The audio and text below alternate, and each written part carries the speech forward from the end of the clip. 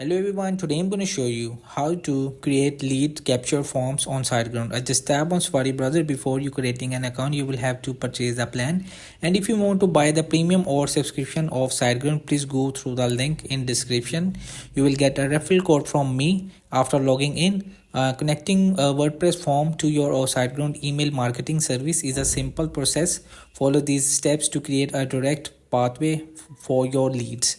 So after inside your account, logging to your WordPress dashboard, navigate to a WordPress form, add new or edit an existing form. So after next, select the SiteGround email marketing standard field under the respective section and fill the information that appears to show the form after changes save that makes the lead. So hope this video help you. Please don't forget to like and subscribe and get notified for more videos.